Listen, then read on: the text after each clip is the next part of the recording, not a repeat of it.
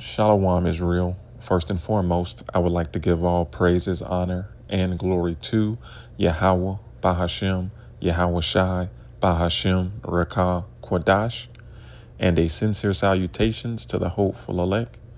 Lord's willing, this lesson be edifying. Now, the gentleman on the screen is Tristan Harris, and he's an ex-Google insider. And in this video, he dives into a plethora of subjects, one being AI. And he talks about how AI is taking all these jobs, whether it's service jobs, retail jobs, lawyers, you name it. AI can pretty much do everything better, okay, and cheaper. And ultimately, this is Bible prophecy, okay? So let's grab Isaiah chapter 19 and verse 15. It reads, "Neither shall there be any work for Egypt, which the head or tail, branch or rush may do." All right. Simply saying that no matter what level of work you're into or looking for, all right, whether it's a janitor, whether it's a lawyer, whether it's a doctor, whether it's a mechanic, it's coming to a point where there is not going to be any work, okay, for America, all right? Spiritually Egypt, spiritually Sodom. There's going to be no work. And we're seeing this taking place in real time, okay? Now, we brought this article out at camp a few months back, but I just want to reiterate how this economy is doing horribly. All right, it's being propped up. We always say the can is being kicked down the road, but if you read these articles, if you're watching, you can see that this economy is tanking.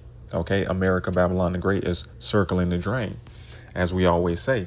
So this is from Reuters. It reads, U.S. layoffs for October surge to 2-decade high, Challenger data shows. U.S.-based employers cut more than 150,000 jobs in October, making the biggest reduction for the month in more than 20 years. A report by Challenger, Gray, and Christmas said on Thursday, as industries adopt AI-driven changes and intensify cost cuts. Tech firms led the job cuts in the private sector, followed by retailers and the service sector. The global outplacement company said, right. And you're noticing that, all right?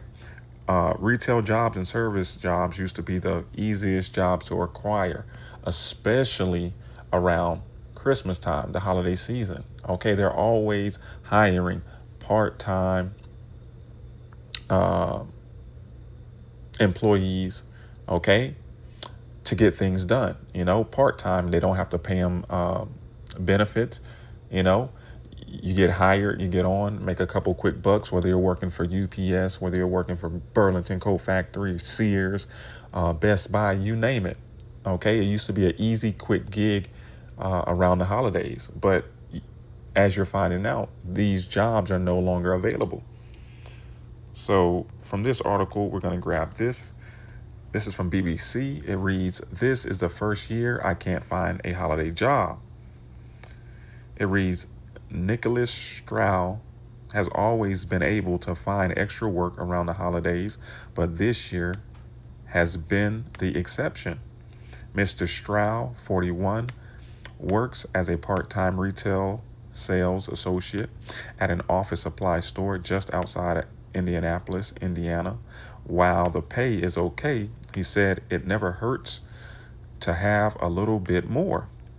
Finding seasonal holiday employment for extra cash to pay his bills and buy holiday gifts for friends and family has been a challenge.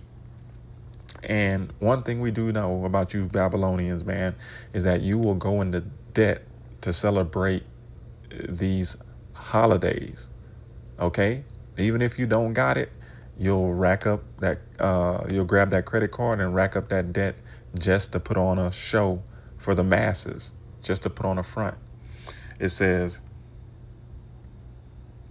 he started his search in early October and applied to CVS, Best Buy, and a slew of other retailers to no avail. I've never seen the job market like this. It's pretty crazy, he said. It doesn't really leave a lot of power for people who just want to get a job or have a supplement in income. All right? So there you have it. Okay? The times are changing, man. All right? You people can feel it. You can feel it. Everyone is looking for work. Everyone is being laid off. Just read the articles. All right? Truly is no work for this place. We'll get a little bit of this. It says White House admits key economic data may never be released and blames the shutdown. It says Donald Trump's administration has said it is unlikely that October's consumer price index and jobs report will be released, blaming the record 43-day government shutdown for preventing data collectors from being able to work. And we know that this is a front. We know that they have the data. The data is just painting a true picture of this jobs market and this economy. The numbers are so bad that they just don't want to bring them to light. All right? So let's leave that there. That's just a few articles. Now I'm going to play a little bit of this video. Right? Do you think UBI will work as a concept? UBI, for anyone that doesn't know, is basically universal basic income. Distributing everybody money. gets a stipend. Giving people money every month. But I mean, Right, because remember, if no one's working, how are they going to get paid? And we know that Elon Musk is a big proponent of universal basic income. He said it in a surfix of videos that he's been in speaking on the topic. All right, he speaks and says things like universal basic income is a must, is something that is going to happen. Have that with Social Security. We've done this when it came to pensions. That was after the Great Depression, I think in like 1935, 1937, FDR created Social Security. But what happens when you have to pay for everyone's livelihood everywhere in every country? Again, how can we afford that?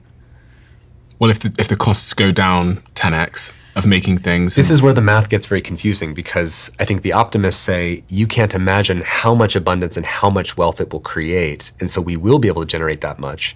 But the question is, what is the incentive again for the people who've consolidated all that wealth to redistribute it to everybody else?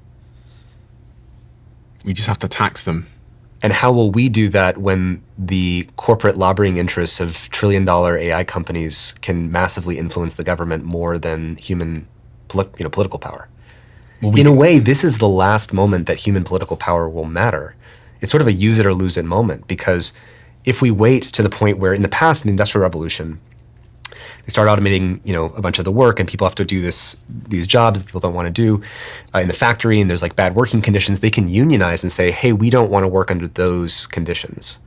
And their voice mattered because the factories needed the workers. Mm-hmm. In this case, does the state need the humans anymore? Their GDP is coming in almost entirely from the AI companies.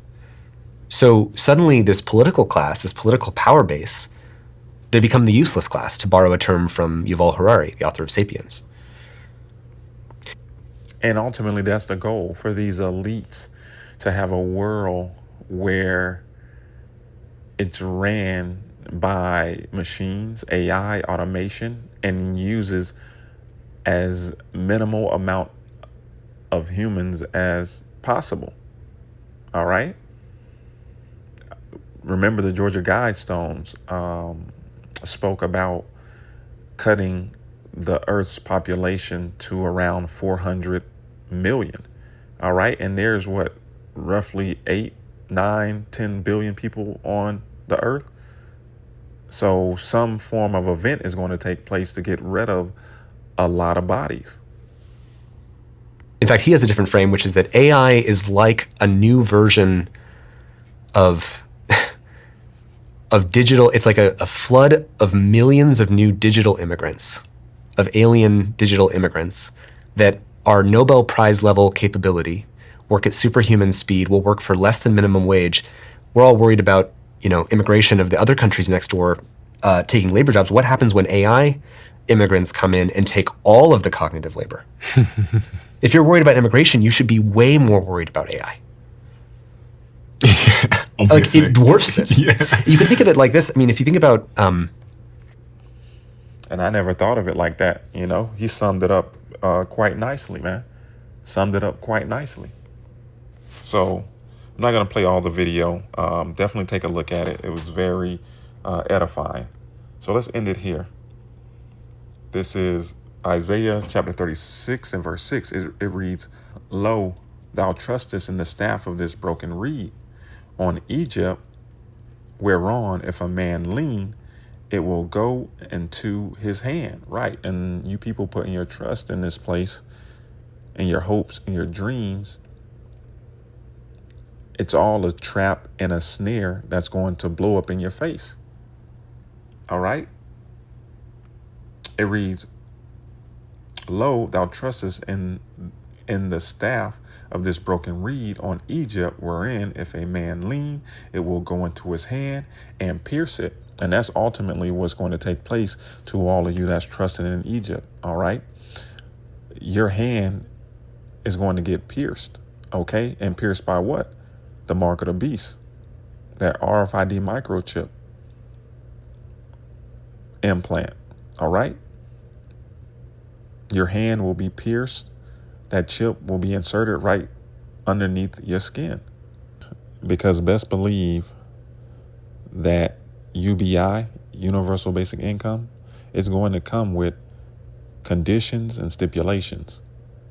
And one is going to be that you receive this man's mark,